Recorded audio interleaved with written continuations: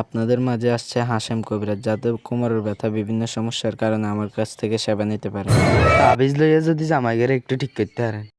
খারান হাতে ডাক দিলে, ওই শিমুলের মা ভাবি।